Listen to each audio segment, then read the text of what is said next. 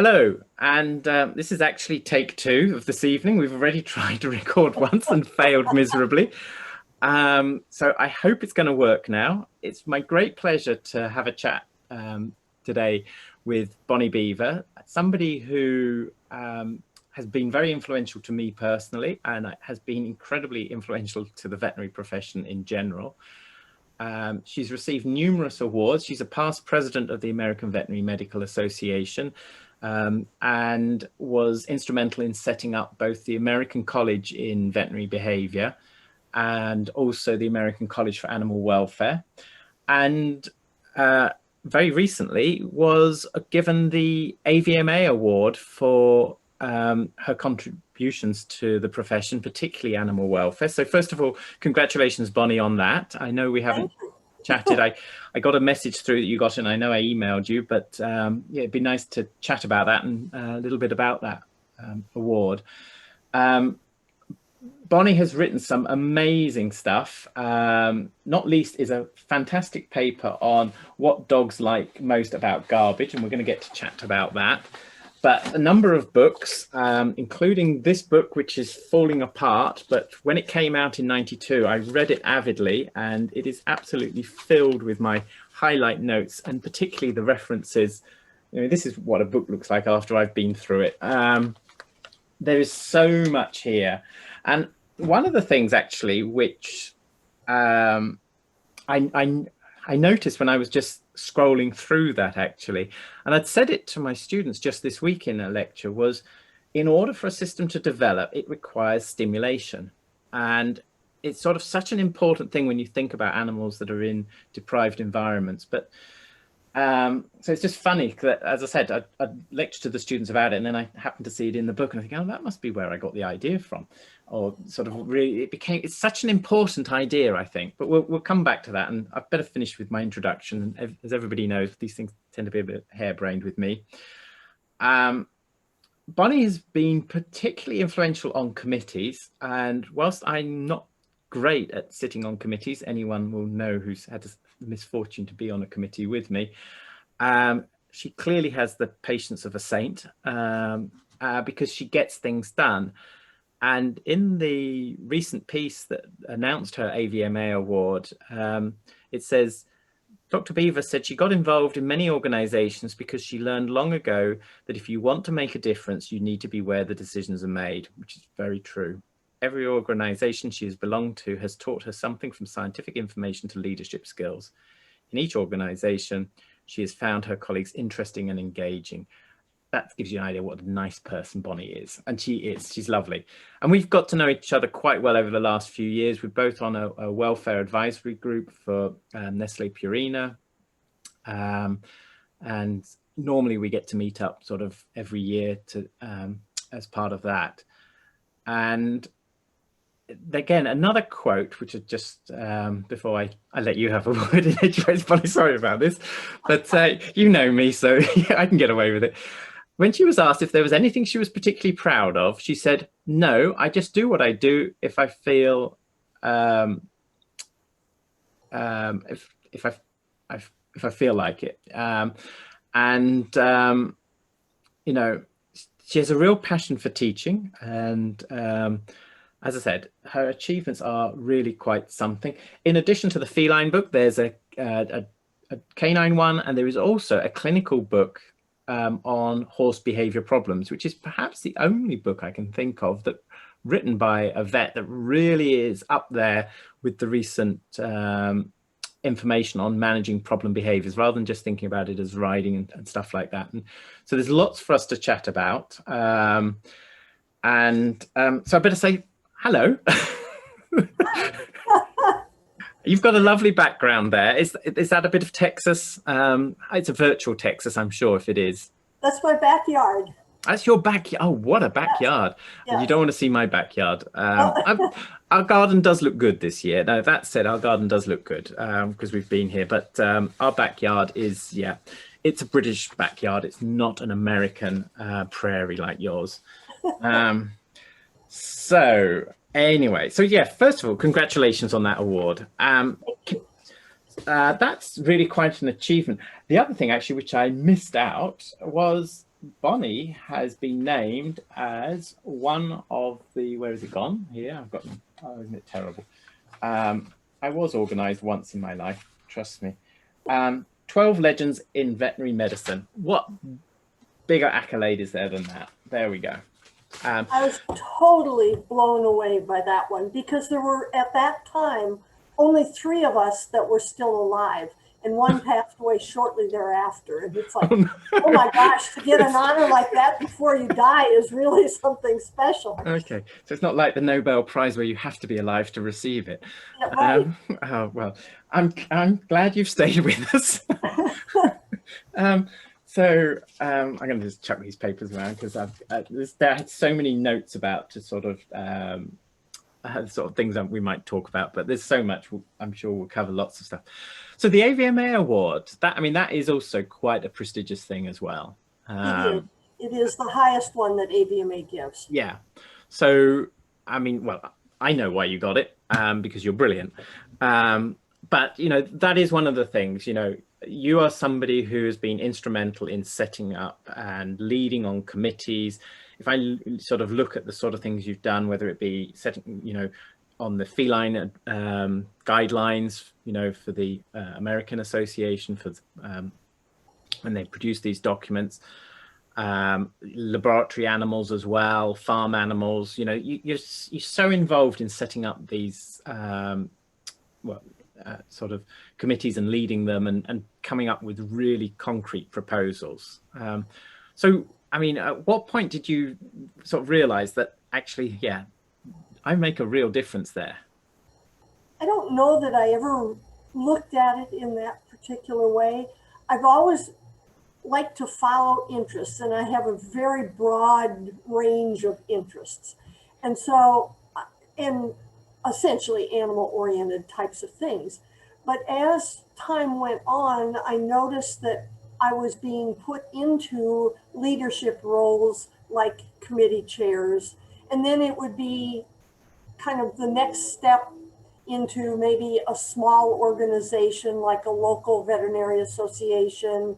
And then you get put well, gee, I can do that, okay.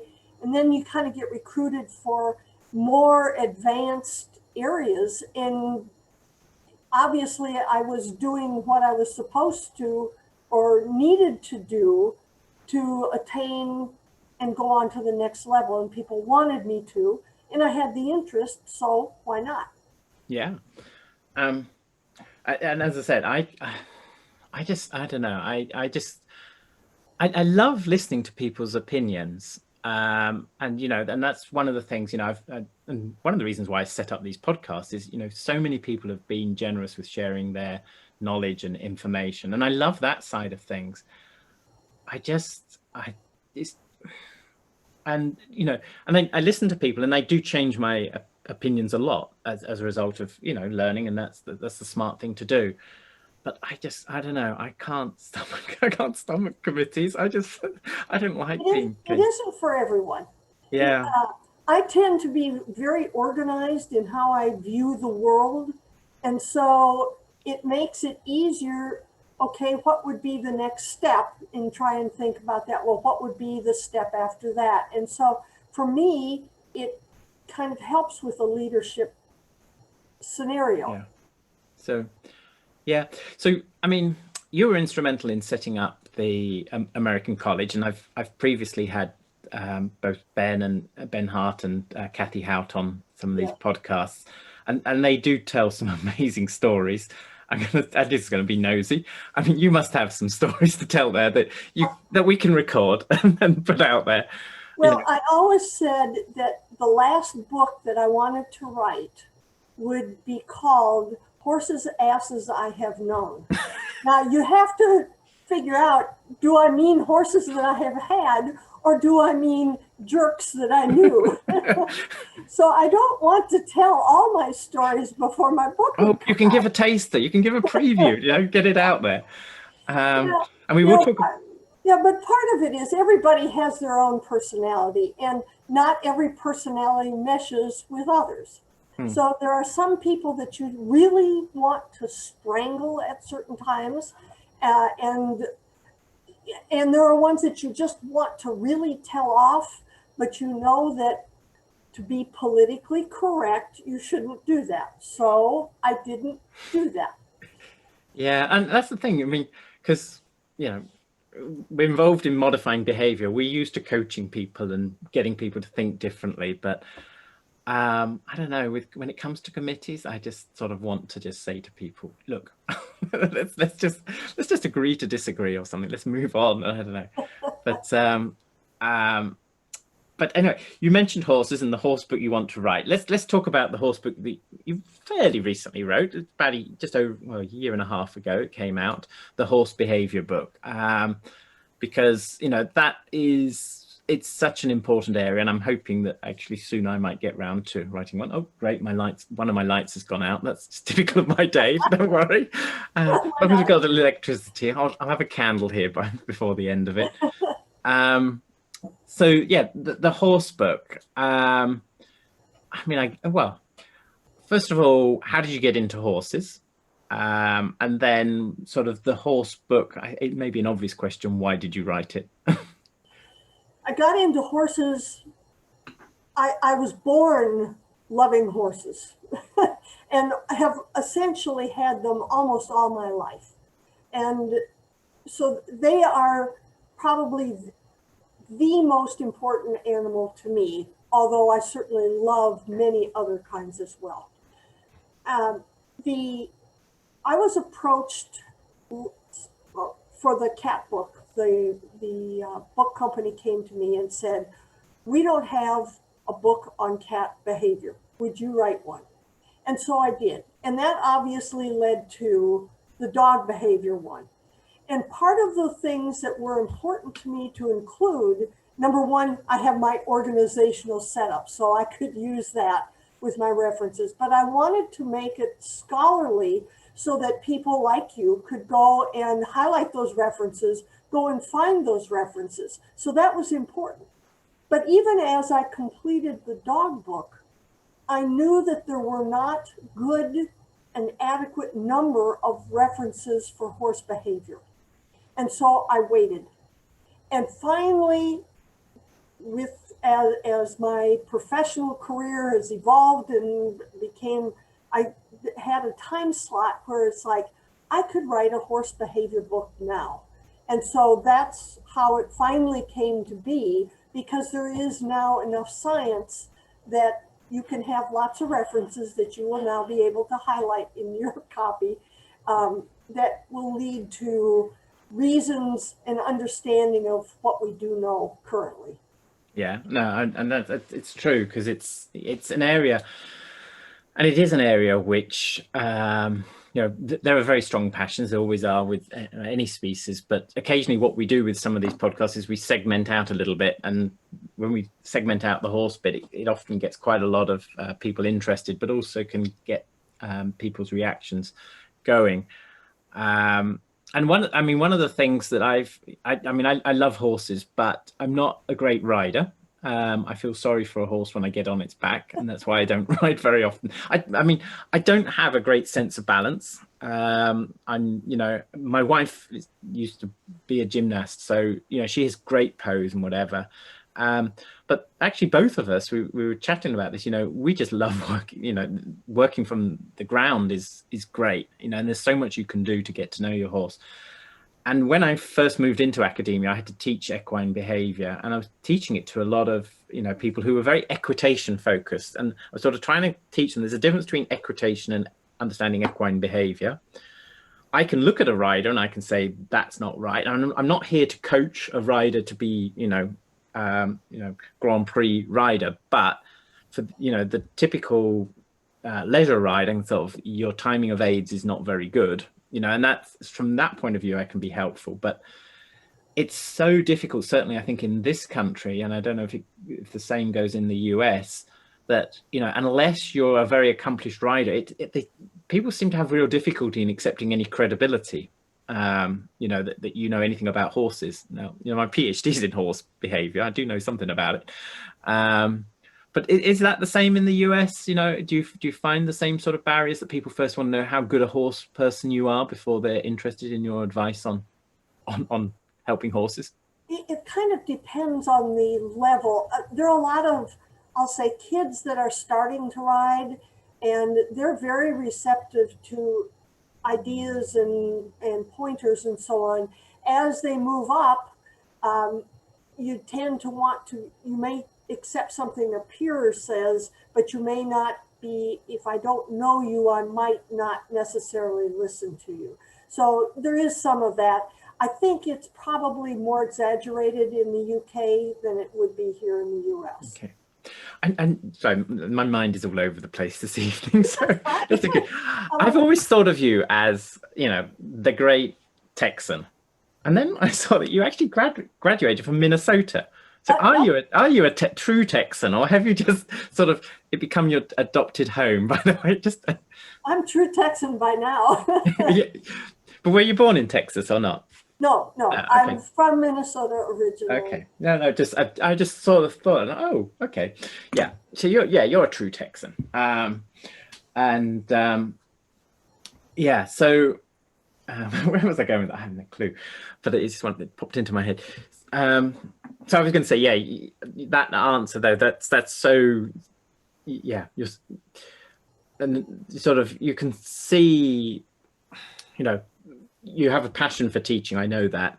And in those books, it's so clear, as you say, you pitch it at so many different levels. You can either burrow down into all the individual references and learn, you know, so much more on the basis of you've introduced the topic and here it is. And it really is, I think, important. And that I think is a real skill to write a really quite a book that works with somebody coming into the subject, but also somebody who knows a fair bit about it, you know. Yeah, I mean, and I just think it's so important. And in the case of the horse work, one of your early papers, or well, one of your papers from a while ago, perhaps I should say, was on learning in horses. And this is something that we've looked at and lots of groups have looked at, and I'm sure this will come as a surprise to a lot of people, but scientists seem to spectacularly fail to show social learning in horses. And I think yours was perhaps one of the first studies to try and fail. But it's absolutely fascinating because we think of horses as a very social species, and so therefore you would expect there to be big advantages in being able to learn from watching the behavior of others. And you know, your study looked at the effect of observation, and again, people have sometimes jumped from you know, assumed that the horses are learning by observational learning and not teased out things like stimulus enhancement, and I'll come back to that in a little bit. But just out of interest, do you think that, I mean, well, as I said, we're failing quite spectacularly as scientists. I know there is one paper that does claim it, but actually I don't think they necessarily have adequate controls in that study.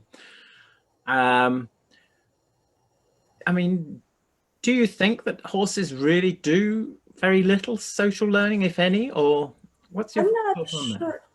I'm not sure that group animals need to really social learn. In large herds, they just react as others react, and they don't necessarily have to think through or find unique ways for themselves. So, you know, while primates certainly have been shown to do that, I really don't think, if you look at cattle or you look at any other social group, I'm not sure that it's necessary. Yeah, I think that's a really smart point. That's why I love chatting to you and all the others. You know, you just come up with something like that, so effortless, and you think, yeah, actually, you can coordinate much of your activity without having to learn. And this is the thing. And it's those simpler mechanisms like stimulus enhancement, social enhancement. So, you know, people talk about horses copying stereotypies, vices, whatever you want to call them, and you know, if you've got a horse that is cribbing, you know, cribbing, I certainly feel is, you know, primarily associated with issues of diet as well as the individual factors within the horse that predispose it. But But a horse that cribs might draw attention to the front of the stable for another horse. That doesn't mean that the other horses learn to crib from it, because they won't crib if they weren't predisposed to through management and genetics beforehand. You think that's fair? They're living in the same conditions. Exactly. And so, and it also, interestingly, there was a study in France that depending on how they are used, what type of performance they do, that will affect which problem they develop. Yeah, no, absolutely. And there's some really neat stuff there with the associations. There's a study in Italy as well where they looked at classical versus Western riding. And you know the classically ridden had much more by way of stereotypic behaviors, these repetitive behaviors. And I think it's because there the task is very specific. You want this behavior, whereas, and correct me if I'm wrong, and I could be completely off the mark here, but Western riding, it's more goal oriented. Yes. You know?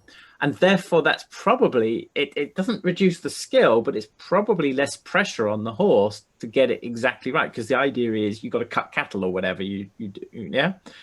And that is varied, whereas it's about the precision of the exact acts, and that I think is very demanding. And for the horses. So there may also be a factor in the styles of training that are used. Because in working with horses like reining horses or cutting horses, they have very demanding skills of them, just as a dressage horse would. But the technique to get there may be different in how they're being taught, brought up in to show a broader range of behaviors that ultimately lead to the goal behavior, as opposed to dressage, where they may require very specific, and we concentrate on those specific types of actions instead. I mean, I just profess my ignorance here, because as I said, I don't know much about how they train Western riding, whatever. And I guess from a UK-centric point of view, we just think of people doing bucking broncos and whatever, which is I'm sure completely unfair. But I mean, are there differences in the types of reinforcement used and that sort of thing between Western, do you think, or not? Not really. No. Negative reinforcement is pretty much a standard thing, but I mean, there is some positive that goes with both sets. So yeah. I think the general techniques are the same. Yeah. Okay. So, so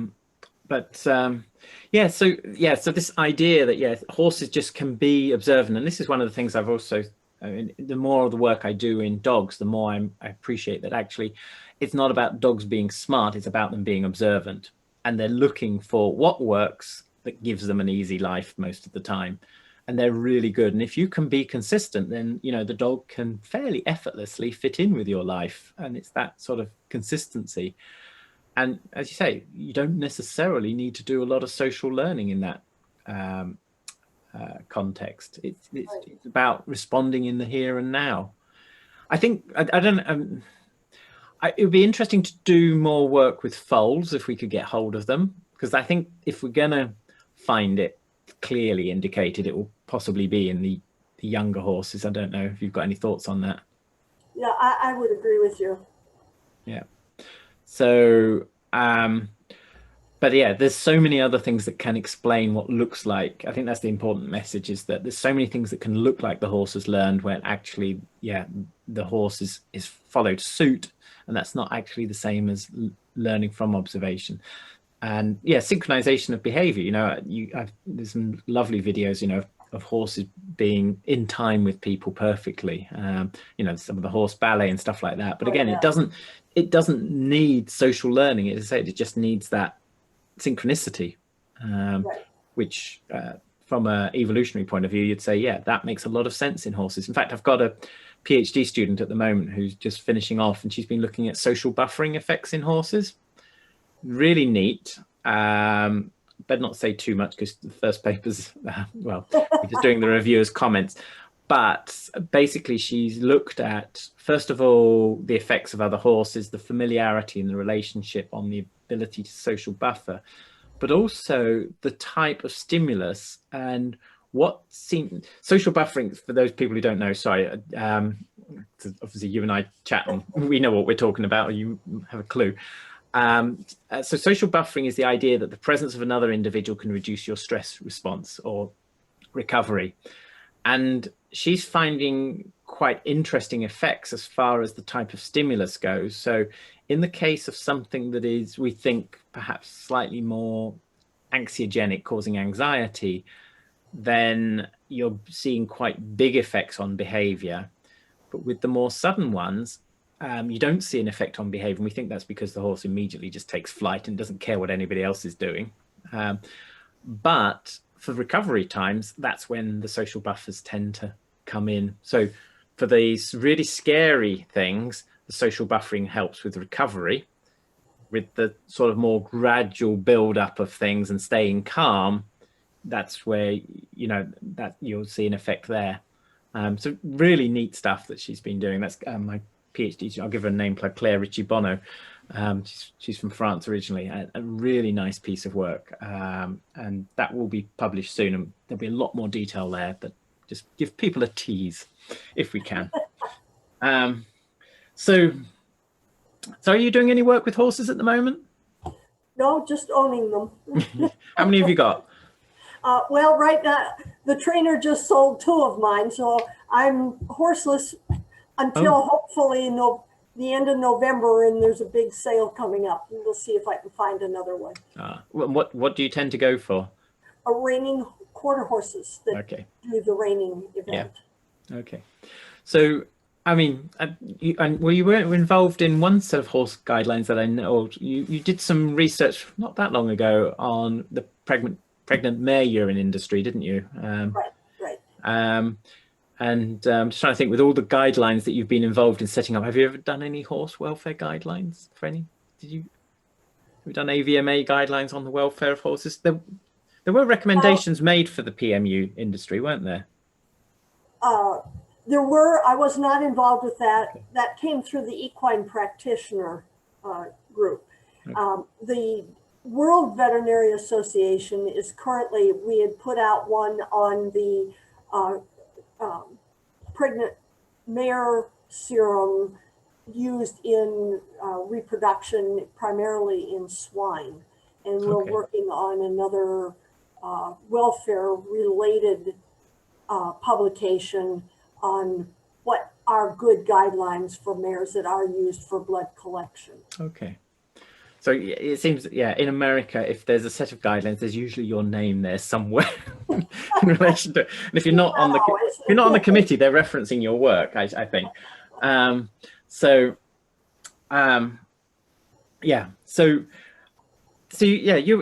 We were talking. You're involved in setting up the American College for Welfare as well as the behavior one.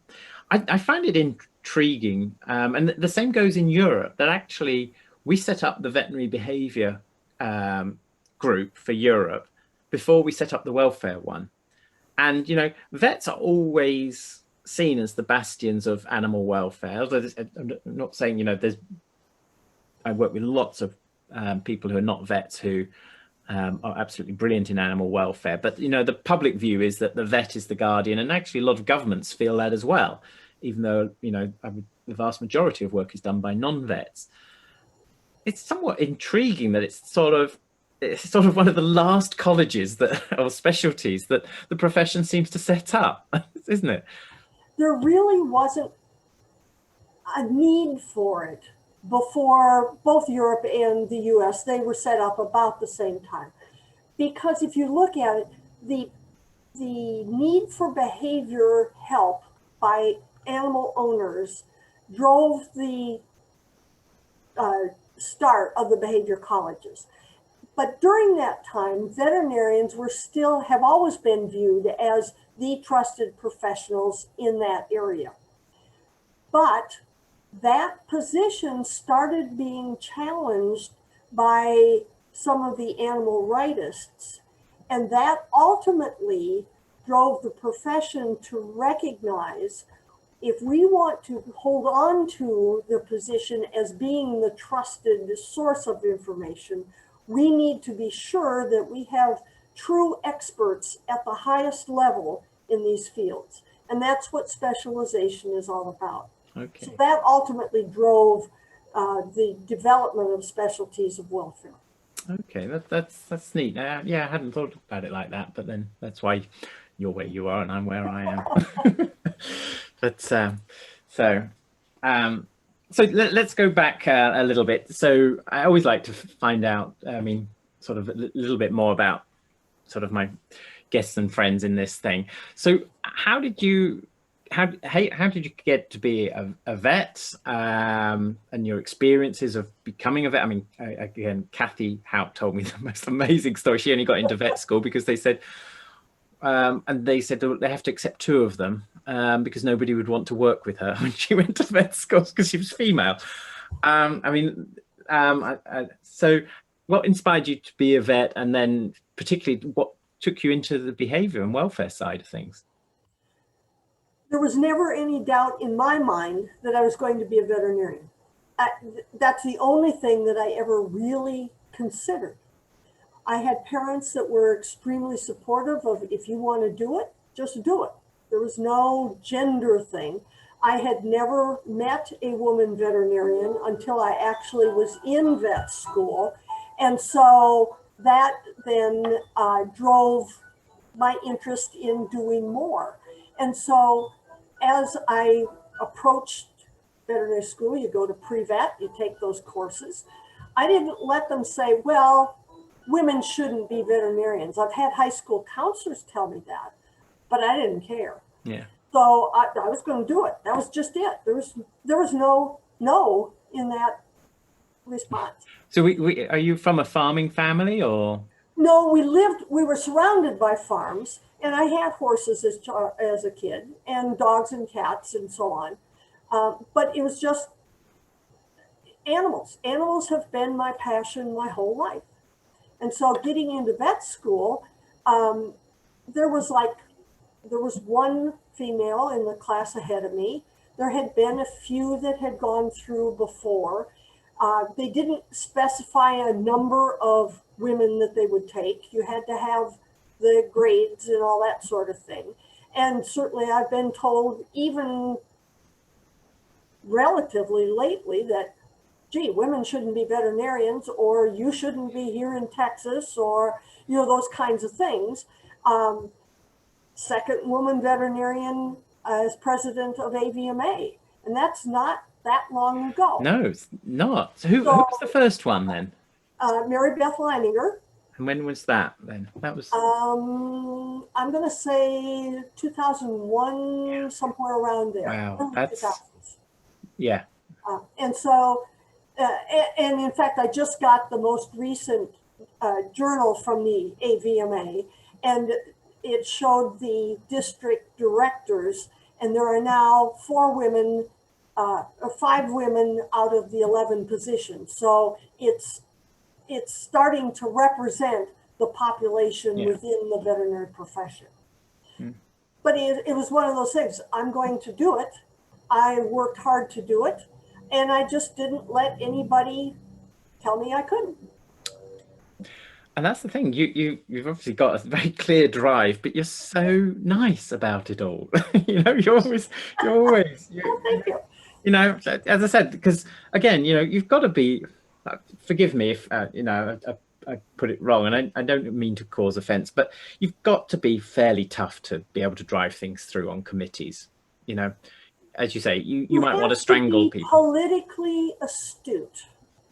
Yeah, that's probably where I fall down. And that's one of the things that I learned with each organization that as my leadership skills improved, that's what I learned, was how to get things done in a politically expedient manner. Yeah, I mean, and that is a real skill. I think both our countries could do with leaders that could learn how to get that kind of politics I don't deal with. No. I shouldn't. But it is. Actually, my eldest son is studying politics, philosophy, and economics, and politics is difficult. That's the thing. And people, I think one of the problems, being a little bit serious, people want simple solutions. And actually, we need to face up to the fact that a lot of these issues are really complicated. And yes, we might have strong views. And again, just thinking about the sort of the animal welfare work and the recommendations, you're going to be under a lot of pressure from, interest groups on one side who want to keep the status quo or even lower standards, and radicals on the other side who seem to think that the world we should all bow down to every other species on the planet before we consider our own. And it's a very difficult path to, and it's that awareness of the complexity and finding the area that people can move on. That's a real skill, I think, to be able to. Well, I also look at welfare. The veterinarian's role in welfare is really more, we're really middle of the road, because many of the current issues are really from livestock producers. And they see things in one way, but the public is coming to view things in other ways. And it isn't our fight to say, for example, pigs should be free range. Producers need to talk to the public, but they don't. The public needs to talk to researchers, but they don't. Who is the only person that talks to producers, consumers, general public, non-consumers? It's the veterinarian. Yeah. And we also talk to researchers. Those groups do not communicate with each other. We are the common denominator on communication. Yeah. Okay. And that's a special, unique role that veterinarians play. Yeah, that's a really nice way of looking at it. I mean, I know from my own experience, and I've made sort of no sort of bones about it, that by being a vet in a non-vet school, and I actually like being not in a vet school. I have a visiting position at the Nottingham Vet School, but I only go over there a few times.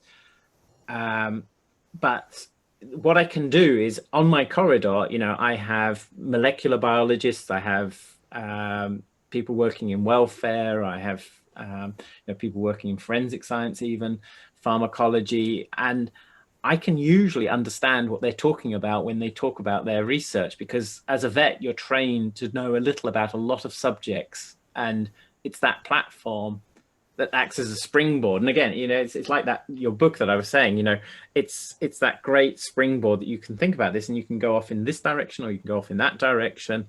And that's, one of the things which we perhaps take for granted as vets. It's not something that everybody has. A lot of scientists nowadays are very focused and, they're absolutely brilliant in their field, but, they might not know, very much about anything outside of that specialism. And it's a real challenge, but no, that's really good. I'm learning a lot tonight. That's good. My evening's getting better by the minute. So and I jumped in and I interrupted because you were saying you always wanted to be a vet and your determination. So what took you to the behavior and welfare side of things? Was that something that was there at the beginning, or was it? My mother had a real ability to observe things. And her work was in speech pathology, and she could spot kids that might have a medical component to cause their speech impediments. I apparently inherited that interest in watching everything. And so I realized that I kind of had this interest in behavior, and actually read a very early book on behavior when I was in vet school. And that was just an N of one that was out there. But when I got down here to Texas and was on the faculty, I started out actually as an anatomist, gross anatomist. And there was a group of citizens in the south part of the state that wanted a seminar. They wanted two. They wanted one on conformation of dogs, and they wanted one on behavior of dogs. And I thought, I can do that, because I certainly had the interest in conformation from horses for forever and ever and ever. And I couldn't talk about behavior. I read the book, and so that kind of started it. And because of the demand for help that people were asking for it with behavior problems, it's like, I can do that. Well, I can do that. Well, I have that interest there. Nobody else did. So it kind of by default became my area of expertise. And I decided I'm going to build on that. I can do my teaching in the solid subjects as I'm asked to do, but my research areas and outreach areas can then evolve around behavior. And eventually that was recognized as important enough to move the position from anatomy over into the small animal hospital. It's yeah. I mean, it that's also sort of. I ended up in Lincoln, and Lincoln's a new university, and people sort of, well, why you end up there? But having supportive colleagues who share your vision that there is something is just a brilliant situation, they've let me develop the field at Lincoln, and it's been really we've managed to do an awful lot, I think, in the short time that I've been there, or relatively short time, but it's that sort of, but equally chatting to, say, yourself and other colleagues, and they're sort of, well, there is that element of luck that comes in with these things as well, isn't there? Just happen to be in the right place at the right time with perhaps a boss who says, that's interesting, actually. Yeah. So I'm trying to think, the big places for behavior that I think of as the real pillars in the US. And the reason why I ended up in the US as a student was because that's where it was taking off and it was being done seriously. It was Davis, Texas, Philadelphia, and Cornell. Where does Texas fit as far as, were you in the sort of, where did you come? I think the first one was Philadelphia, wasn't it? The first behavior clinic, or were you before them? No, there were three that started about the same time. Okay. Cornell, Davis, and here at A&M. And then as we developed more residents and then more diplomates in the specialty college, then other schools started. Some dropped out. We do not have a residency program here anymore. In fact, we don't even have an official behavior clinic here anymore. Oh, wow. And others really took off. And then new ones, as the new deans recognize an importance, or a new department chair recognizes an importance, they start placing emphasis on it and start a clinic, and those have evolved. So over time, if you look at, well, it's here, but it's not here anymore, but it's over there. And so we kind of see a very fluctuant program on where residencies occur. Yeah, so in the vet schools, because I mean, it looks like, from what I can see in the US, and I think the same is happening probably in the UK as well with residencies, that more of them are being done in practice rather than in the universities. They are. Yeah. When funding really became difficult to provide a resident with a living wage, that's when for universities to be able to do that. That's when we noticed that the drive started to go toward private practice residencies instead.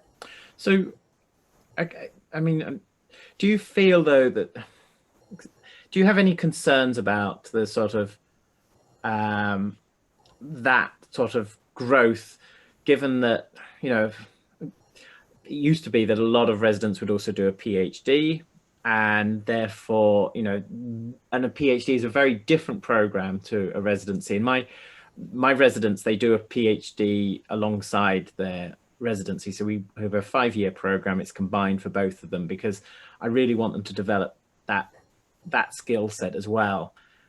Do you think there's a danger that we lose something from them being in practice? Maybe we gain, I'm sure we gain something as well, because they're probably dealing with more first line stuff than the weird stuff that gets referred to us. But there is a potential problem here. Number one, we need a lot of specialists still in our large cities. There's a high demand for that service here in the US. But you are absolutely right. We don't have those trained at the PhD level to be able to do the in-depth quality research like you folks are doing. And that is a hindrance because it doesn't, we depend on straight PhD behaviorists as the ones to give us that information, but they're not trained in things like drug therapy. And, you know, there are many areas that they don't understand the medical components of it, as an example, because they don't have that background. Yeah, it's interesting. A few years ago, quite a few years ago now, actually, I had a lovely chance to it was a Research Council sponsored workshop, and it was in Lanzarote, which was a really great place to go. But well, the really weird thing is the host was David McFarland, because he'd retired and he basically bought this house and he set it up, and you could have about 10 guests there, and you would just sit and that people who don't know David McFarland, he's one of the very eminent pure behavior people, you know, and yeah, he retired and he sort of bought this property, and he thought it'd be a great place for people to go and just sort of get away from it all. And so yeah, the bizarre thing was he had this room, and you'd meet and you'd chat about, you know, in a workshop about something. It was on stereotypic behavior, and this is the reason why I'm telling the story. But the really bizarre thing was David would wander in and listen, wander off, and could do the cooking. And then when it came to meals or whatever, you know, David's primary job was to be our chef, and it was just really bizarre. And yeah, so he and yeah, one evening he sort of trying to work out. He said, "What's that noise?" And I said, "I think it's a cat." He said, "No." The next morning, he's got this kitten in his pocket. He's found over the wall. But yeah, so you know, we had that workshop, and it was a brilliant workshop. I mean, people like Georgia Mason were there, Lucy Asher, Hannah Verbal, and Melissa Bateson as well. And Melissa and Georgia were actually the organizers. And I gave a talk about repetitive behaviors in dogs. And Georgia Mason, if you don't know, she started off being a vet at, she got admitted to be a vet at Cambridge. And in Cambridge, they do the natural science tripos. So they do a natural science degree first, and they do 3 years top up to do the vet. Whereas all the other vet schools in the UK, you just go into, you do your veterinary degree is your first degree. But she decided that she wanted to leave, sort of not do the veterinary top up, and went into and did her PhD in the stereotypic behaviors. And Georgia and I had met actually as students. We were in the same stage at different universities. And as I said, she went down the non-veterinary route and I went down the veterinary route. But the thing that struck me, I was sort of, and I just showed these videos of, you know, tail spinning English Bull Terriers. And I was saying, you know, you can't just call these stereotypies as if it is a diagnosis. You know, you've got a dog that is chasing its tail, and there are so many reasons why a dog might chase its tail. And just look at these videos, you know, here, this dog is purely playing around with its tail, you know, whereas this dog is clearly frustrated. They're both spinning around and whatever. But you can't just go on that simple description. And it was something which a lot of, you know, the non-vets just didn't seem to get initially. You know, that they're so used to sort of studying a population with a behavior, as opposed to, I think as clinicians, we're used to saying, well, why is the animal got diarrhea or whatever? You know, there's 1,000 reasons why a dog can have the squits. And, you know, and so we're used to that teasing out from a presenting complaint. And it's, I don't know whether it's still there, because it was a while ago. And I mean, Georgia asked me to, that's why one of the reasons why she asked me to write the chapter in the second edition of the stereotypic behavior book. But it's something which, yeah, I think we take for granted, and a lot of researchers perhaps don't, you know, they. Right, absolutely right.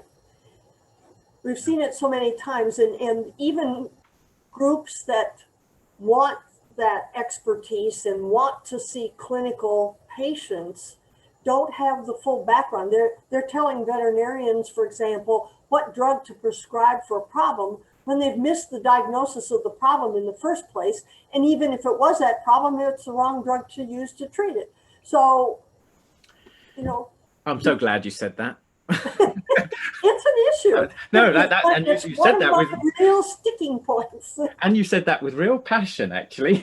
I could see that. I found one of the buttons, finally. I found a button to press. No, but it's yeah, people say, yeah, what's the, you know, it's as if saying, how do you treat barking? You know, well, you first of all get a diagnosis. You don't treat barking. You find out why the dog is barking. Yeah, so we have all sorts of issues. So okay, so we keep going off topic, but we're trying to get to you. So you went with behavior. You ended up at Texas, and they were supportive of it. Just tell me a little bit more about, you know, the evolution, because it's one thing to have the interest, another thing to, you know, really succeed like you have. I mean, that must have been an interesting journey. Well, it was, and you know, as an academician, we're expected to do scholarly activity, and so that was an area that allowed you can sit in a pasture and watch animals do something and take data on how often do they chew, or you know, how much time do they spend eating, and how much time do they spend lying down, and those kinds of things. So it provided an opportunity to do some research that didn't require big funding. Yeah. You know, and because big funding is very difficult to get over here, yep. especially in things like behavior. And so then as that kind of evolved, and then we had clinical cases, we could start publishing findings and results on treatment protocols and drug therapies, and that added to the types of things that you could do. Over time, what happened was that it became more and more, say, recognized. Even the neurologist, our department chair is a neurologist, and he said, I suddenly had an epiphany that this case was not neurological, it was behavioral. We couldn't find anything neurologically wrong with it. And now the neurologists are the closest group that we tend to work with, because we have that mutual understanding. Now, this dog is not acting like a behavior case. Let's check it out neurologically or medically in some other way first. And so that became very important. The welfare stuff came as challenges were starting to occur to the veterinary profession. And as I was coming in as the president-elect and just getting ready to come in as president, as the president-elect, you've kind of set your theme for your 3 years going through president-elect, president, past president.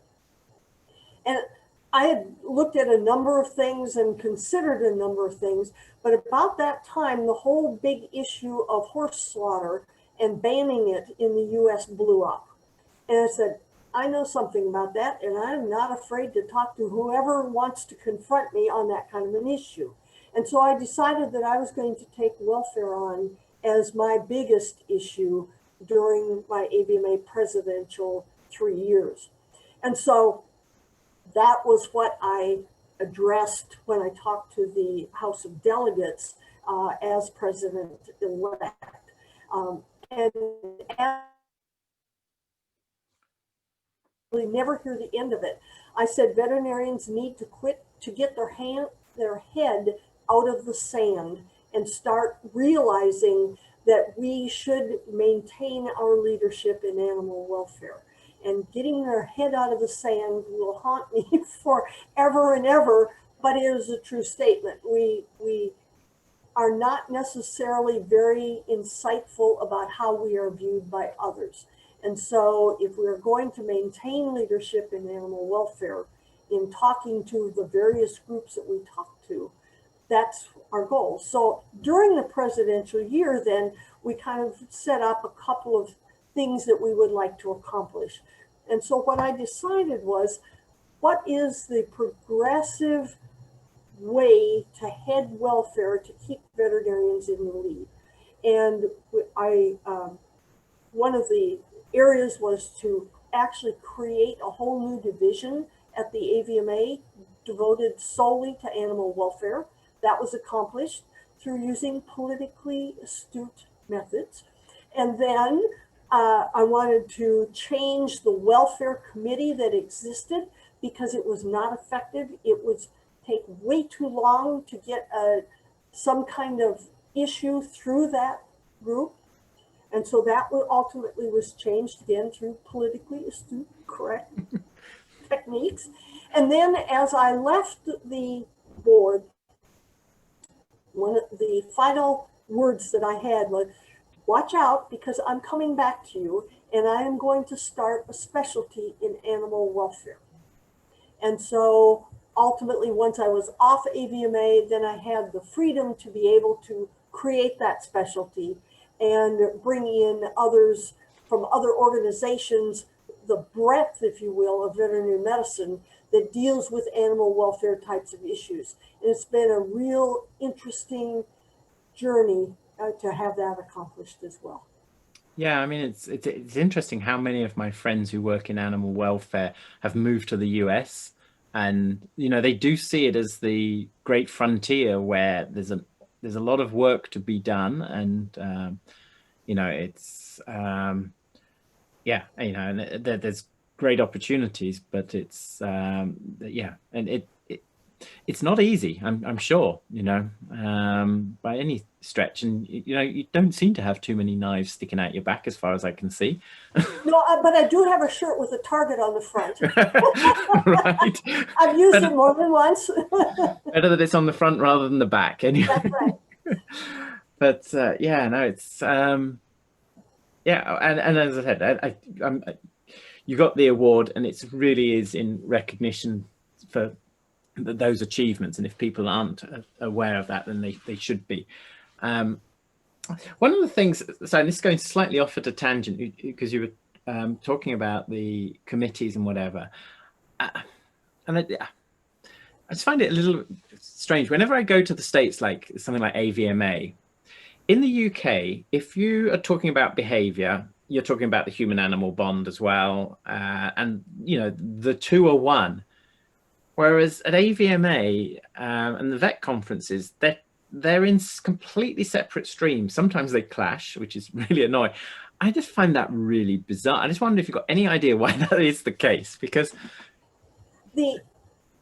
first of all, the number of people that attend basically demand multiple tracks, because there are so many that are there. Much more. I've been out at the BVA meeting, and it's a much smaller meeting. And so because of the number there, they have to have multiple things. And they're also trying to attract practitioners in multiple areas. So you've got a track that's primarily for cattle and one for horses and several for companion animals, because that's the majority of veterinarians in the US. And then within those, often the speakers are set up by other groups. And so on the behavior track, it's the specialty college that submits the list of speakers that they want and the topics that would be covered. Same with welfare. The AVMA's Animal Welfare Committee does many of them, but there is one day that the Welfare College can set up the speakers and do that. So it depends on what group is kind of responsible for setting up. Okay, that makes sense. Let's move on. As I said, one of the things I want to chat to you about, because I had missed this paper until the other day, and this is one of the great things about doing these podcasts, is it encourages me to go off and read up more about the individuals, but also some of their work. And determination of favorite components of garbage by dogs. Now, that is just such a brilliant title for a paper. And I know it's nearly 30 years ago that it was published, so you may have completely forgotten about it. But I think it's the only paper on it, and it is very topical because people talk about dogs being garbage scavengers, and that's sort of what made dogs become dogs. And I mean, each of the 325 paired odor combinations was tested. And you're thinking, this is a lot of work. This is a lot of garbage you've been working with here. And I will put the link up on the Facebook site, What Makes You Click, where we host these for people who, the YouTube and also the Facebook site as well, so that people can access it. But I find it fascinating. I mean, well, maybe I should let you speak first, but otherwise if you want, I can remind you of the results. Can you remember what you found? Well, I remember the project. I don't exactly remember the results. I kind of do, but it actually was an interesting one that one of the companies that makes garbage bags wanted to create a bag that had an odor in it to see if it would repel animals, particularly dogs, but other animals certainly get into garbage bags too. But if it could be successfully done by impregnating the plastic with some kind of an odor. So we got lots of garbage bags with lots of different odors. But before we did that, we had to determine what would be the best odors that would be the most attractive, so we could evaluate, is it really a high priority? So that's what led to this particular project. Now, how do you keep a dog from eating the stuff that you're testing them on? That was the next big question.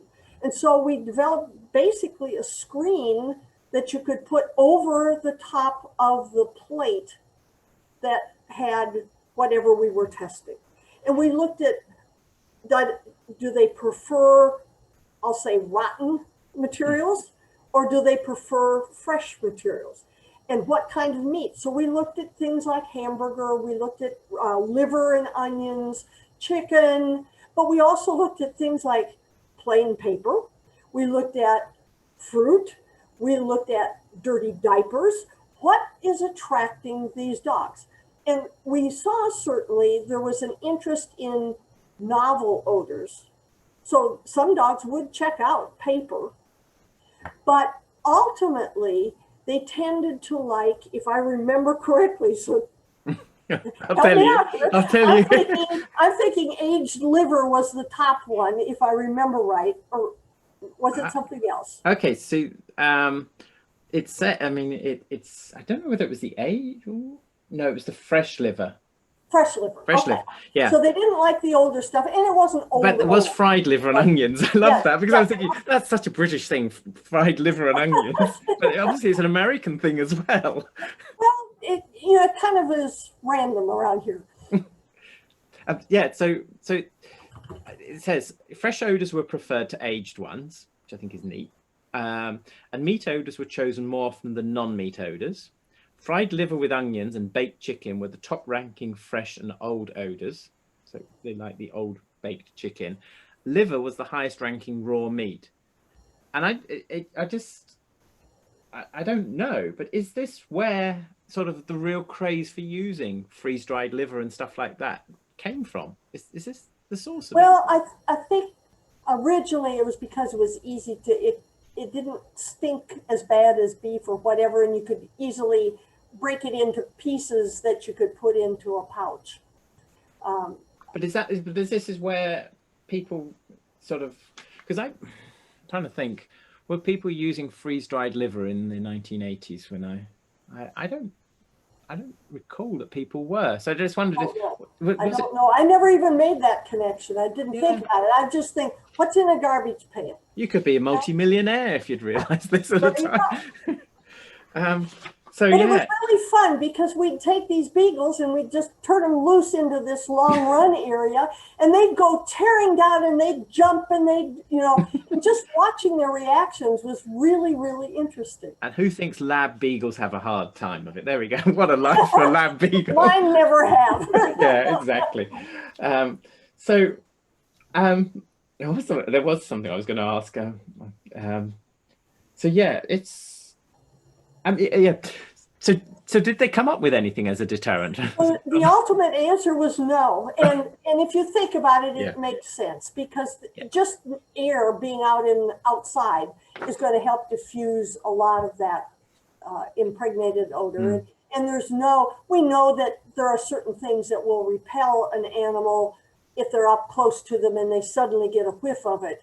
But you can't get enough of a scent dose in there to be effective.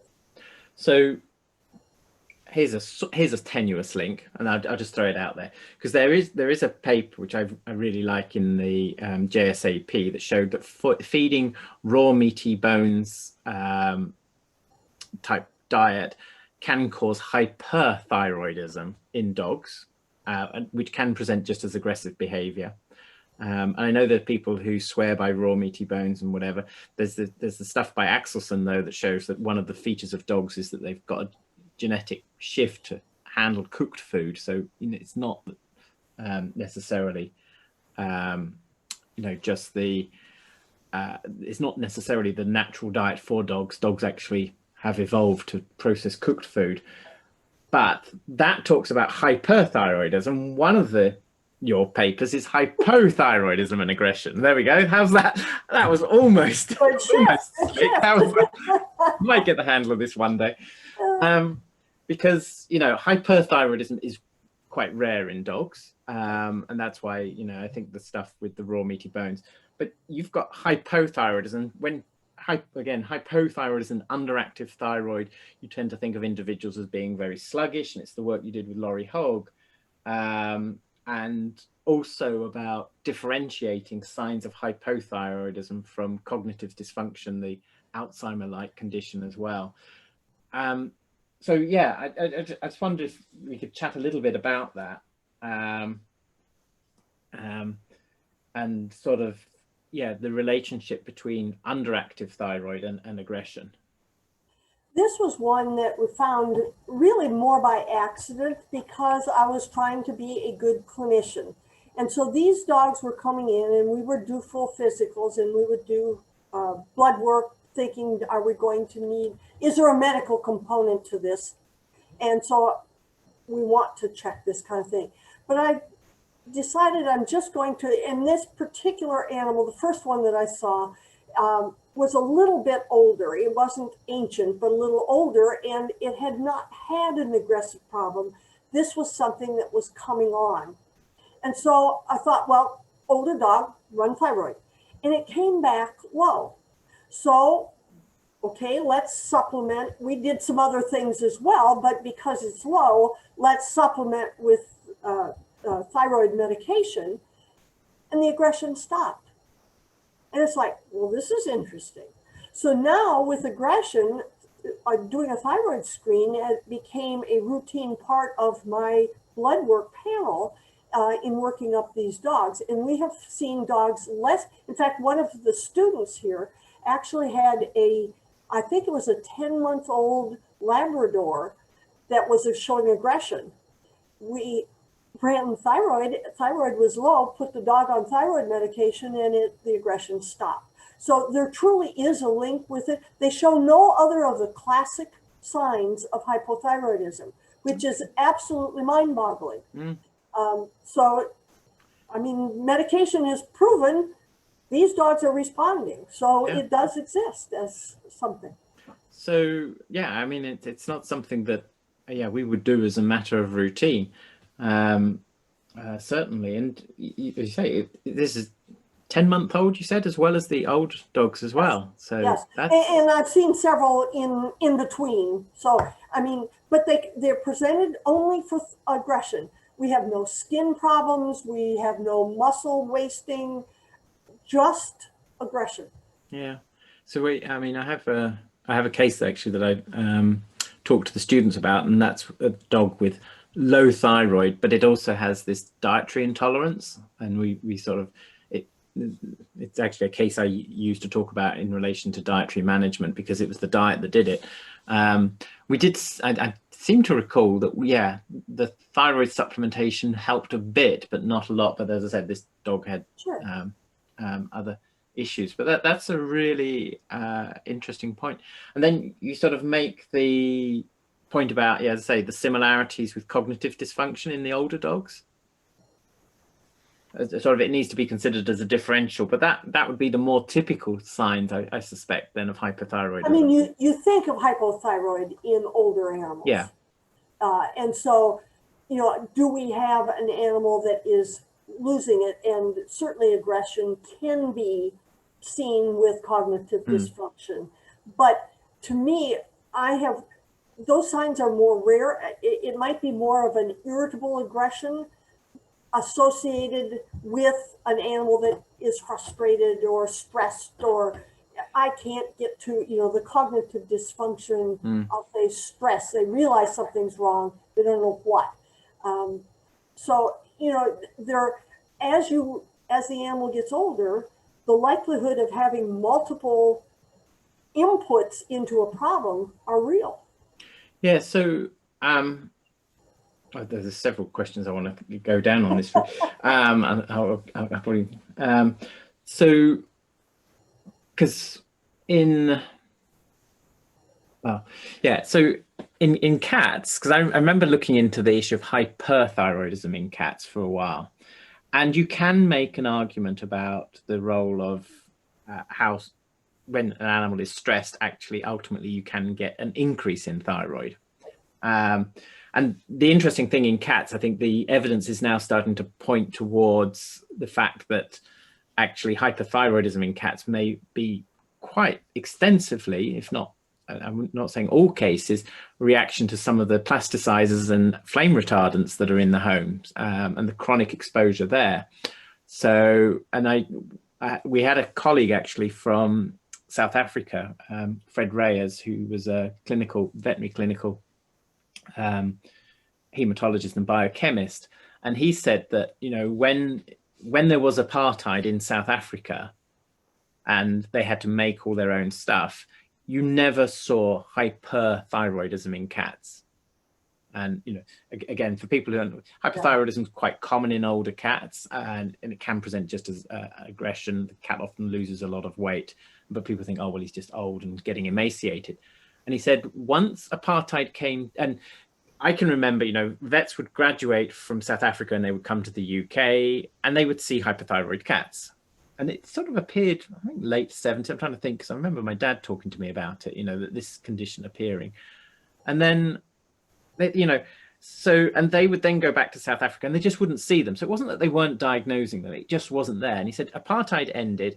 They started importing all their furniture from China like everybody else, which is then treated with flame retardants and this, that, and the other, and they get hypothyroidism in cats now.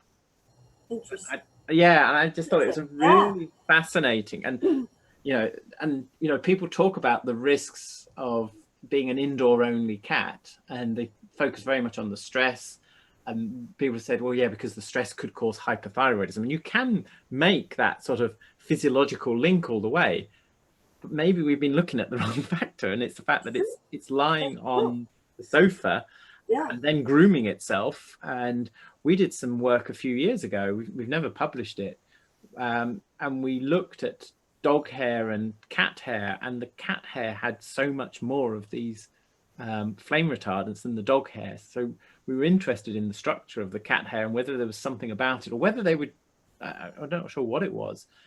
Maybe the dogs were being washed more, and so that it was less likely. But cats do groom so much more than dogs. Yeah, but then you would, in a way, you'd almost think, well, they should have less on because they're removing it. But there's something. It was into their mouth and into their tract to be absorbed by the liver. But on the actual hair samples, we were finding more of the retardants as well. So even though they were, but that's coming from the inside growing out, because that's where it is. It's stored on the inside. Yeah, maybe. But yeah, so it's just sort of, and when we did this work, actually, we had some people sort of, and they said, could you take hair samples from our children as well? Because we're a bit worried. I thought, no, we don't have ethical approval for that. But it did get us thinking, babies lying around on the carpets and whatever, and you just wonder what they're taking in with some of these chronic environmental. Well, that's why they've changed baby bottles, the plastic bottles, so Yeah. that they have the BP, whatever it is. Yeah. Well, I was listening to the radio earlier this week, and they were talking about maybe we should all go to glass bottles now for babies because of all the problems with plastics. Interesting. Anyway, so going back to the hypothyroidism then, because one of the issues that people talk about is hypothyroidism and noise fears and things like that. Where do you sit on that? I mean, your dogs were clinically hypothyroid. It wasn't that it was marginal. They were It really was not. Yeah, it was not. And diagnosing that, as you know, is difficult because thyroid levels fluctuate during the day. They fluctuate if they're on certain drugs, if they're on, estrus, in estrus, post estrus, if they've been ill, are ill, those kinds of things. So, it's a tough diagnosis to make. And that's why I wanted to make sure that it wasn't just borderline, it was definite. And then there was the response to therapy that showed that it certainly made a difference. So what's your feelings then about the noise fear ones? Because they tend to be more marginal, and we certainly see them and you supplement them and they get better. But whether or not you're just counteracting something else, I'm not sure. I just wondered what your opinion was on that. Yeah. We've got a lot of work to do with noise fears. And I wonder if for some, there might be a genetic component. We certainly know in some species, for example, cattle and horses, that noise, just anything above speaking level volume, is actually very painful to the animal. So why isn't that true? Plus, it's unexpected. It doesn't surprise me that a lot of animals will show a noise fear. But what about the relationship with thyroid? How strong? I have not seen that, but I have not looked at that either. And I don't know who is. So, what's her name? I was going to say Aronson. Is it Aronson? Something beginning with A. It'll come back to me if it's not. Okay. Linda Aronson, I think. Yeah, yes. Something like that, anyway. I think that's right. So yeah, no, it's an interesting area because I know there's some people who are absolutely vehement that these are not hypothyroid dogs, and because they're marginal, etc. I mean, I was chatting to. I know. Yeah, that came out of when Nick Dodman was at Tufts, and she was working with Nick. She's not a veterinarian, but a researcher, a research associate. And I was not convinced by that paper or her talk. She talked at the Veterinary Behavior Symposium one year. And the reason was that they were using just a single marker for hypothyroid and didn't correct for other situations such as sex, time of year, other drugs that the dog may have been on. It was not clinically hypothyroid. You can cure a lot of things that aren't hypothyroid by giving them thyroid medication because their normal thyroid levels have come back up anyway. And so I was not very impressed with that paper. Yeah, no, and instead I know it causes, and certainly we've seen cases that have been borderline, and bearded collies in this country seem to be particularly prone to it, and you supplement them and it's quite remarkable. But yeah, it's I don't say that it isn't true, but I certainly think we need the research to prove it. Yeah, absolutely. And it's that issue that, correlation is not causation. Excuse me, I'm just gonna cough. So yes, don't know what else I was going to go with that. It's gone out of my mind. We'll come back to it if it comes back. One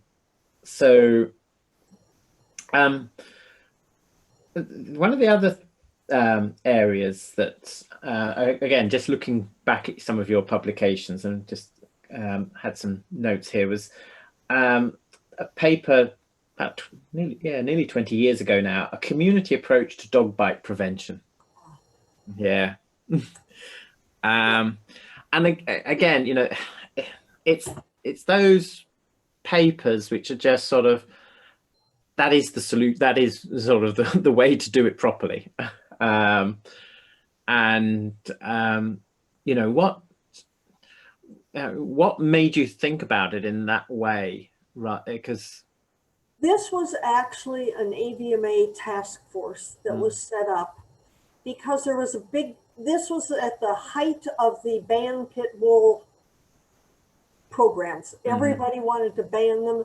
And as behaviorists, veterinarians, there are a number of, they had insurance people as co-authors. They're all part of this task force. We all recognized that it wasn't a breed problem, if you could even call pit bulls a breed. And so what we wanted to do was, instead of just say, pass legislation to ban them, isn't there a more logical approach to working with dogs that bite, not just pit bulls? And so we looked at the available literature on it and all the issues that were, how can you approach this? We had animal control officers on that task force. And so we came up with, let's study what is the problem. How are you going to evaluate the effect of any legislation you pass? Because many times, as study out of the UK showed, the bite rate doesn't change. You can ban them, but it doesn't change. It gets worse. Well, the interesting thing on the one study was the number of bites from dogs didn't change. The number of bites to people by people increased. It's like, wow, who guessed that? Oh God, yeah. But that's the thing. I mean, and yeah, the knock-on effect in the UK of having banned breeds is that you create this complete subculture and industry in them, because they then become a status symbol. If you've got one of these breeds, then you've got two fingers up to government and the police, and you've got more street credibility. Right. And since pit bulls really aren't a breed, how do you prove it's a pit bull? And why isn't it a Mastiff cross? Or a boxer cross? I share this with you. This week, actually, I gave my students the lecture on breed-related differences in dogs, and the idea that they've had lectures on nature, nurture, and how much of it is genetics and how much of it is environment. And there's a supplementary lecture that I give on breed-specific legislation, and I've spoken actually in one of the other podcasts about my experience with that, and I won't go into the details here. But I got the students to do an exercise this year where, under the UK law, if it is a type if it resembles the type known as the pit bull, because we don't have a Kennel Club standard, so. And the legislation says it must have a substantial proportion of the features, of the characteristics of a pit bull. So I gave them the one of the American pit bull standards from one of the associations. And I said to them, right, what I want you to do is just pick a breed. And, first of all, you've got to go through this standard and highlight all the characteristics, make up an Excel sheet, list them all, then pick any other breed you like and see how closely they match. And actually earlier today, one of the students said, she just posted it up, done a Dalmatian, 82% similarity. And you're just like, wow, this is, I just thinking, yeah, if somebody seized your Dalmatian and they claimed that it was of the type, under the characteristics, it will have a substantial proportion. And you just think, whoa, this is the problem. Well, passing the law is what legislators do.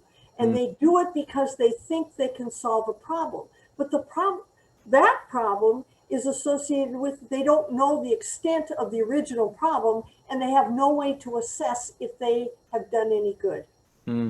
Yeah, and that's the key thing. I mean, when we look at the parameters, you know, the number of dog bites since we had the Dangerous Dogs Act in this country has just gone up and up and up. Um, and the argument that, oh, well, these are fighting breeds of dogs. And I say to the students, you know, if it's a fighting dog, if it has any interest in people, it's going to lose its next fight because it's going to be in a ring surrounded by people and it'll have its throat ripped out because it's too busy looking at the people. Yeah.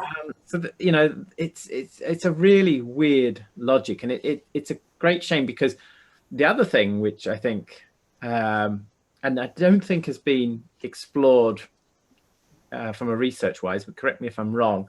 If you say that this breed of dog is dangerous, by virtue of saying that, you say other breeds of dog aren't, and if anything, you encourage less responsible behavior. You know, when I was brought up, you never went up to a, when I was a kid, you never went up to a strange dog. And if you did, you always asked, do you mind if I pet it?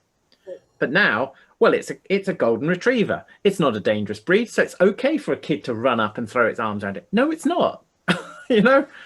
The most afraid of a dog that I ever was a miniature dachshund, and I thought that sucker was going to come right up my leg. Oh, well, when I was born, my parents already had a miniature dachshund, a wide-haired miniature dachshund called Heidi, and I was 18 and she was, I think, 21 when we parted company.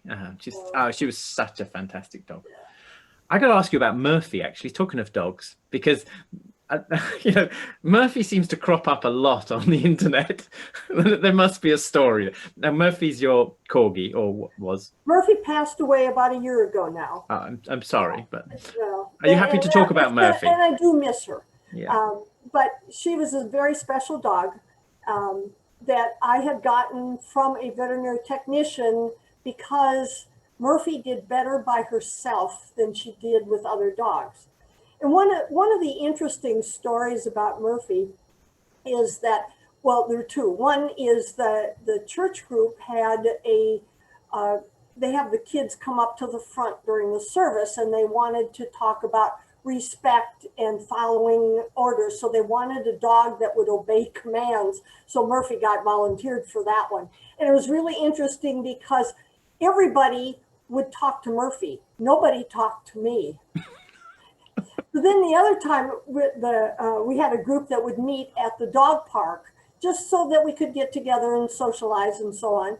And I'd take Murphy and she would spend the whole time going around the edge, meeting every person that was there. She could care less about the dogs. She was interested in meeting the people. And after 15 minutes, she would go at the out gate. She was done. She'd met everyone. She had no interest in being there any longer. So she had a real personality. I really enjoyed that dog. Oh, that's lovely. As I said, because there's some lovely pictures of you with her, and I will put up a picture. I'll make a note to put up a picture of Murphy with you with the. I just think, yeah, you look the part, the two of you together. Well, horse people over here often will have corgis. That's a very, or had been at the time, very popular. And I like the big dog mentality. I do, if I have to be with one for a long time, I prefer that. But as I get older, I would prefer not having to lift a 60-pound dog into a truck if they should become disabled. So the smaller dog with the big dog mentality has worked out really well. Yeah, it's interesting because corgis in this country are a struggling breed. You know, the numbers have gone right down, and you know, okay, the Queen has them. Right. Yeah, both yourself and Ilana Reisner, she's got a couple of corgis. She's got a very cute little one at the moment. I don't know if you're on Facebook, but yeah, she's got some great pictures there. Well, I've made a few other notes of things to chat about, but we've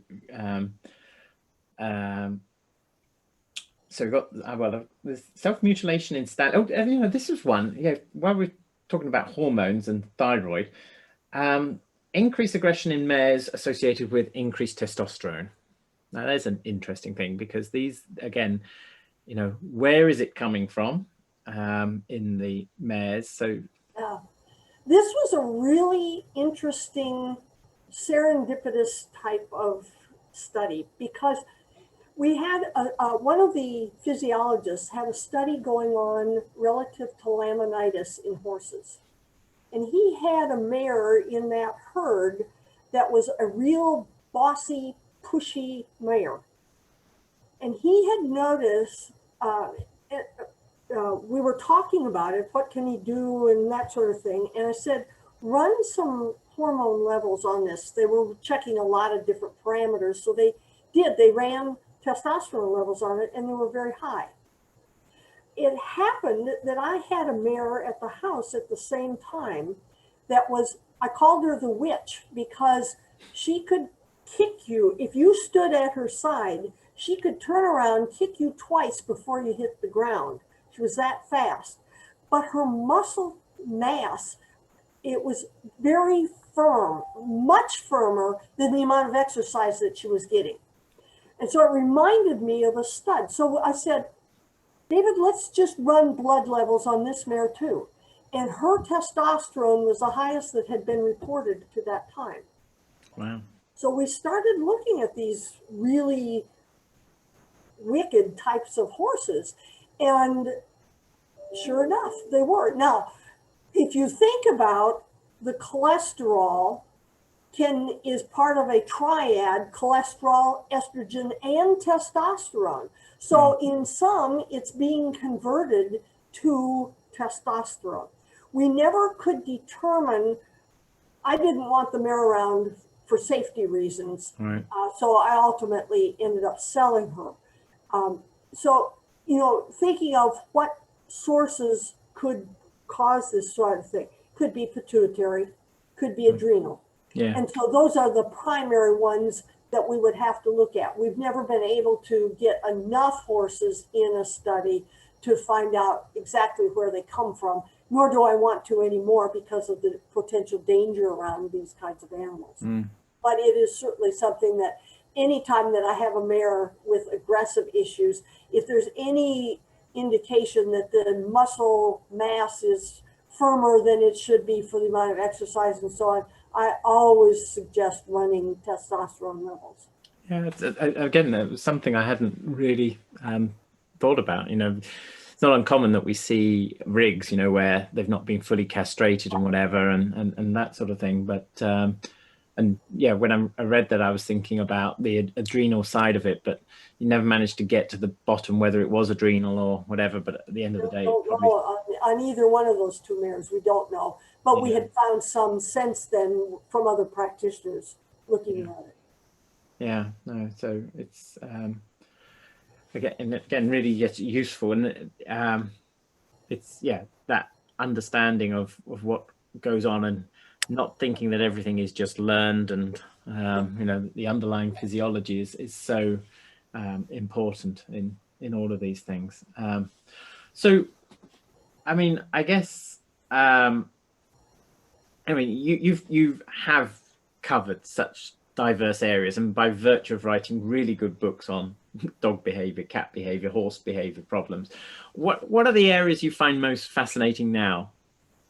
I mean, what are the things that you think, Well, I'm consumed with welfare right now, just Yeah. because of I'm in the process of writing another book. That's kind of where my focus is shifted. But you know, it just kind of depends on. I've been working on a research project, a large one, with the Veterans Administration here, looking at the use of service dogs with veterans having PTSD.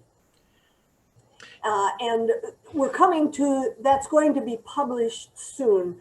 I had done a lot of literature review on it from a veterinary standpoint, because we're going to be the ones that ultimately service those dogs. But as a taxpayer, I'm also going to be paying for whatever dogs a veteran would get. And so, you know, just working with this, they needed somebody. They had 2 veterinarians on that project that worked for VA, but they said, you know, we need somebody who deals with behavior besides just the dog trainers that were involved in the project.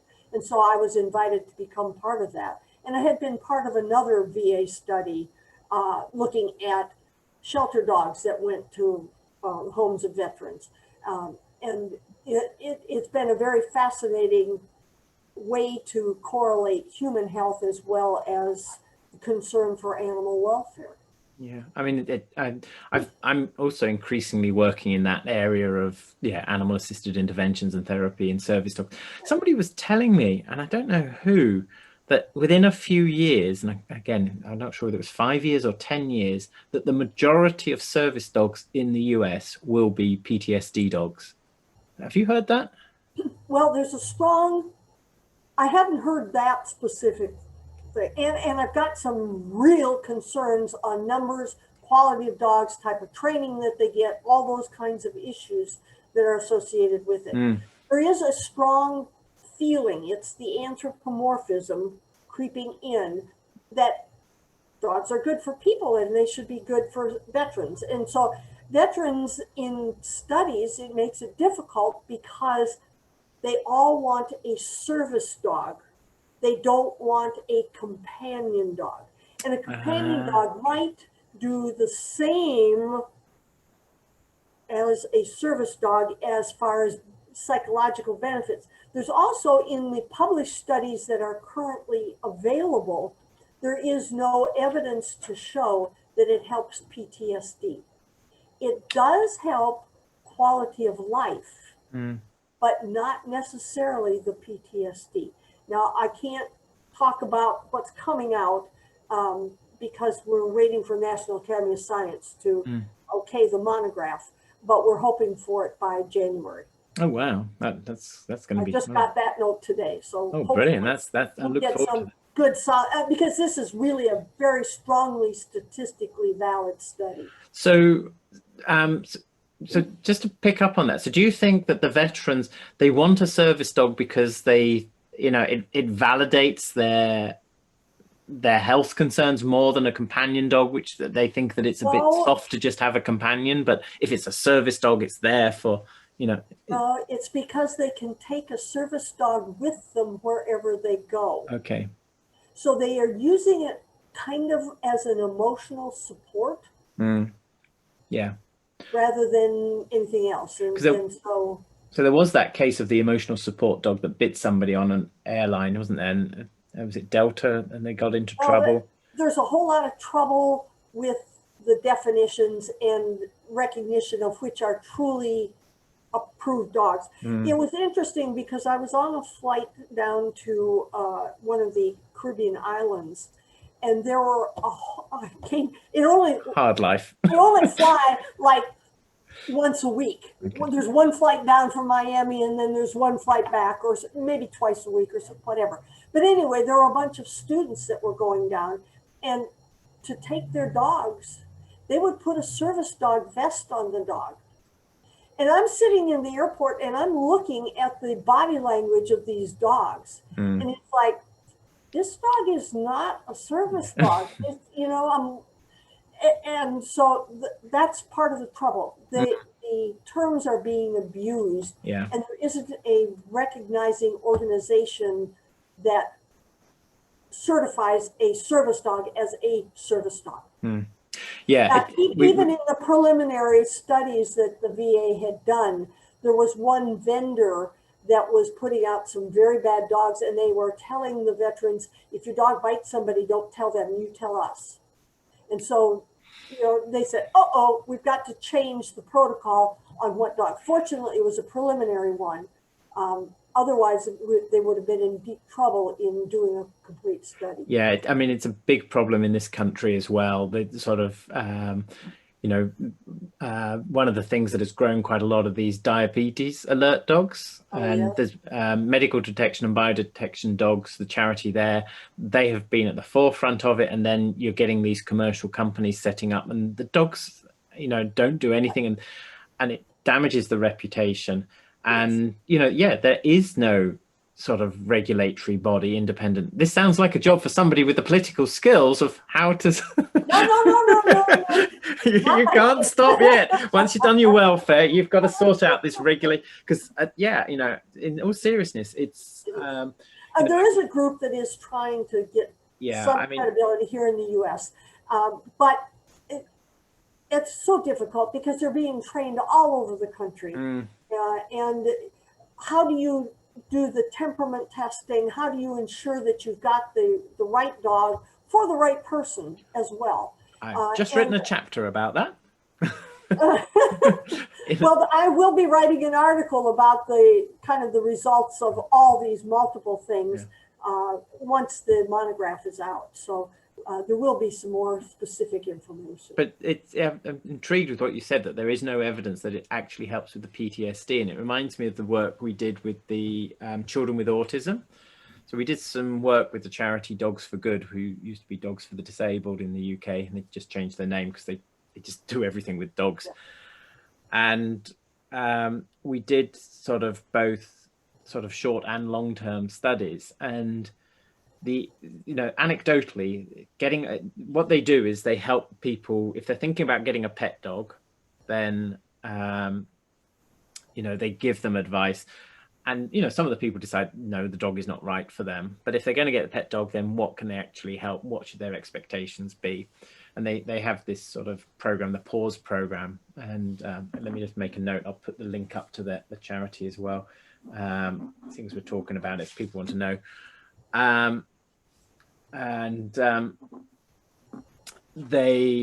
So we got some money from the National Lottery to look at the effects of the pet dog and the program on the families. And what we found relatively small effects, direct effects on the child. There were issues, particularly with separation anxiety. And you think, well, that sort of makes sense, because if you've got autism, the world's a scary place out there, and having the dog, that social support, it can be very important. Where we saw the really big effect was actually on the primary carer, usually the mother, because unfortunately a lot of these families, the husband's disappeared off and left the mother to try to manage the situation. And they went from being, clinically stressed parents just to normal parental stress index. And it just made you think, and again, with the interviews with the people, the qualitative work, they were saying, well, yeah, we're walking the dog, I can switch off, or, the dog's got to be walked, somebody else has to look after it.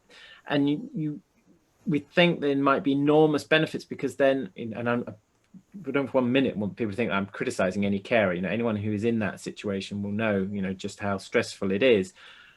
But, being cared for by somebody who is less stressed, you will be better cared for. And it's that indirect effect, probably through the parent, more than the effect on the child, which might be clinically valuable. Quite apart from, and we didn't actually look at things like sort of use of medications and things by those parents, but they certainly came right down into normal levels. And that was sustained by getting the dog.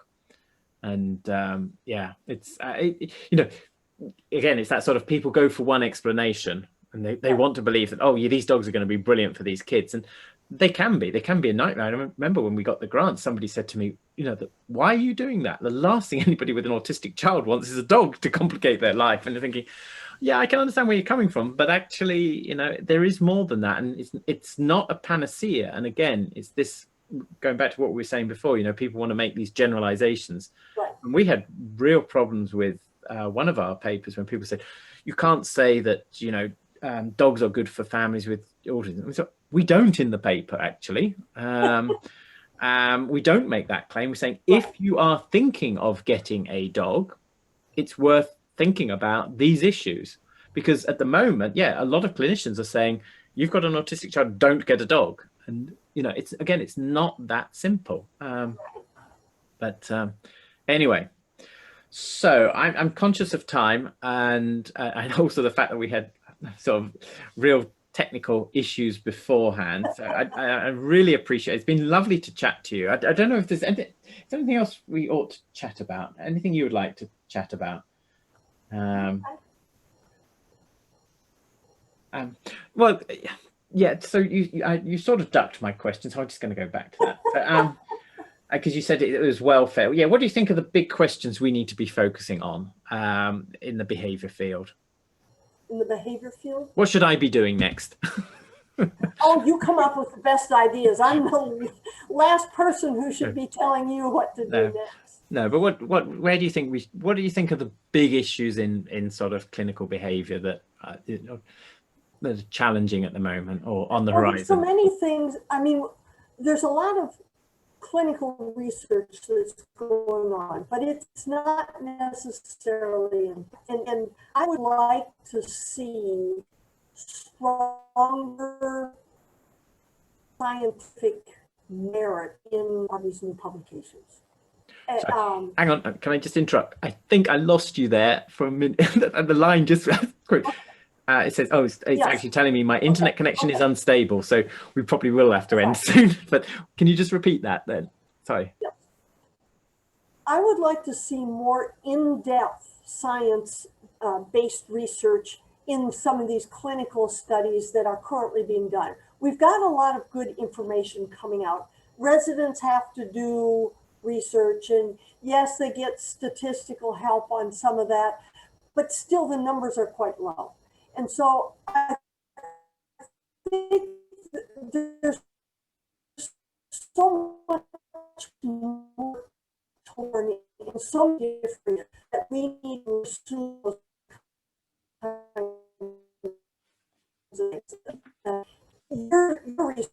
so that's the way that we need to kind of focus on what's going on and putting more strength into the science of the studies that are telling us something. So we in research often talk about reproducibility as a big issue to be avoided if we can. Yeah. We are starting to have problems with the internet, unfortunately. So I will probably ask you for your copy of your recordings, but it will have all recorded at your end, and I got most of it. And I think you got everything. You were moving at the time when I was talking, or I repeated it again when you yeah. So we'll again. make So sure I've I got think copies. it's covered in what you've got. Brilliant. Thank you so much for spending the time with me this evening. I know it's been sort of, well, it's early afternoon there. Enjoyed it. It's yeah, no, it's love. As I said, I'm really enjoying doing these chats. It's a chance to catch up, and I think, you know, that's the thing with the COVID. I've just missed having chats with people, and I don't think well, I can't remember that you know, the last time I spent 7 or 8 months without leaving the country and traveling. So Yeah, you're right.